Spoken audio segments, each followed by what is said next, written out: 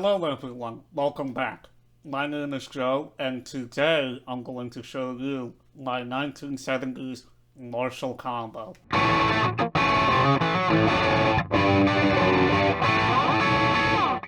Before we go on, I would like to mention the recording setup. This amp is currently sitting right here in the cabinet behind me, and it is being mic'd up with a Shure SM57 going right into my interface. There is no post-processing on the guitar, and there are no effects on the amp with the exception of some stomp boxes. However, I will mention when I turn those on and off. Right now, you have just been hearing the amp by itself through the high gain input.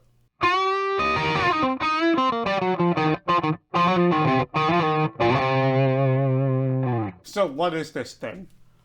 Well, this is a 1977 Marshall JMP 2104 combo amp.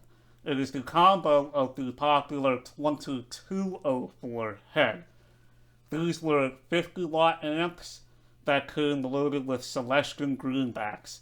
They made them from around 1975 to about 1981. Mine in particular is actually the Mark II version.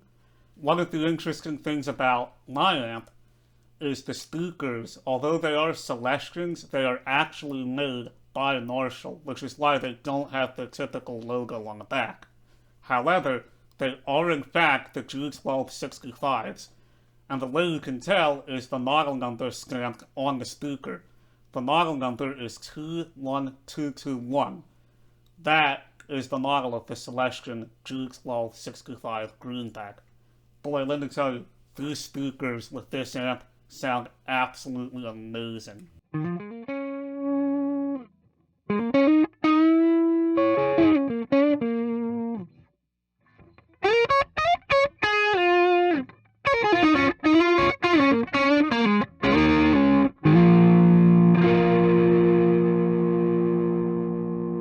One of the things I love about playing through a tube amp is how responsive they are.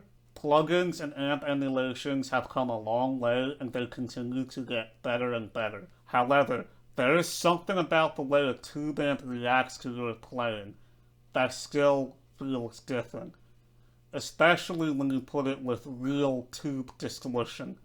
That, in my opinion, although it is really good with emulations, is still the weak point for me when it comes to software. Especially this amp. This amp is one of the most reactive and responsive amps I have ever played.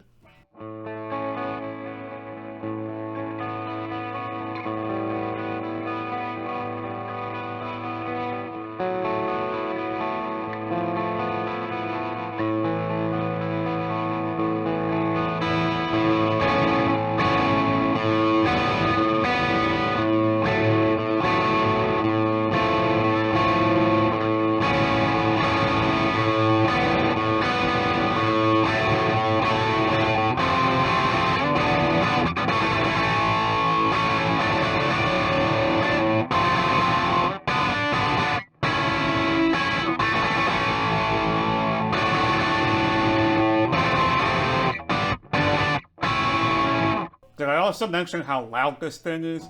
You probably can't tell, but I am wearing earplugs. Normally, I have this panel in front of the whole cabinet to keep everything quiet.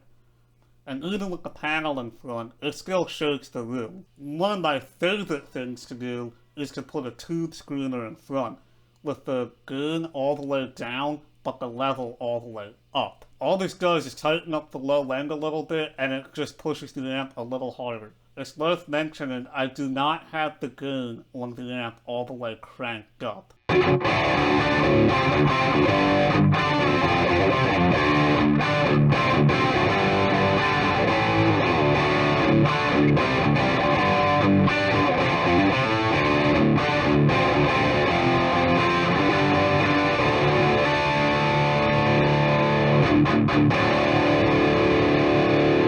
Even with the tube screener in front, we can still roll the volume knob down to about 6 or 7, and that gives us that nice crunchy rhythm tone and then push it all the way up to 10 to give us that nice lead.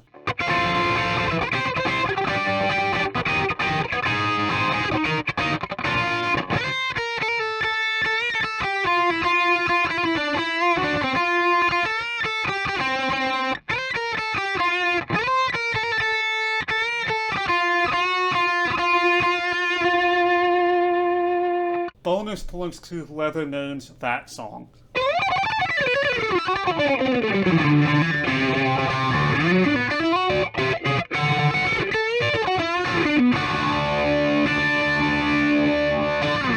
In case you can't tell, I absolutely love this little amp. It is one of my favorite sounding amps. Everything about it just came together perfectly when they made it. The tubes, the circuits, the speakers. This is one of the classic sounds. As soon as you turn it on, you can instantly hear all the classic records.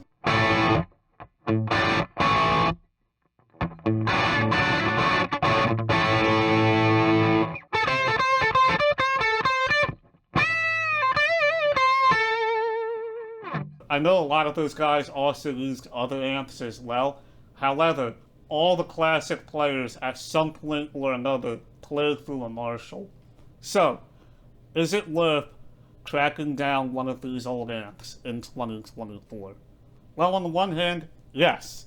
They are really cool, they have a very unique and classic sound, and it's a lot of fun getting to play with the real deal. There's something very satisfying about setting up the microphones yourself, moving them, dialing into the amp, playing with pedals. There is something very fun and satisfying about doing that compared to just loading up software or using an amp modeler. That being said, there are a couple downsides. Old tube amps like this can be hard to find and very expensive when you do find them. Not to mention, when they break, it can be very expensive and time-consuming to get it repaired. The nice thing is for not a lot of money, you can get really good software, and you can load up and have the sound and have it at a nice quiet volume, which is great if you're living in an apartment and don't have the budget for one of these old amps. At the same time, if you get an opportunity to play through one of these things, I highly recommend it. And if you are in a position to buy one, absolutely go ahead and buy one. They sound great.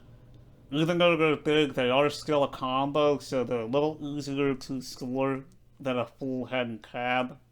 And, not to sound like an old man, but there's no software, no updates, no tracking, no AI, just a raw amp, high voltage, and rock and roll. And sometimes, that's all you need in life. I hope you enjoyed this video. I was really hesitant about doing gear demos because so many people are doing them. However, I haven't really seen many demos of this specific amp, especially one in this finish. Really happy to have it. It's a great sounding amp, as I said.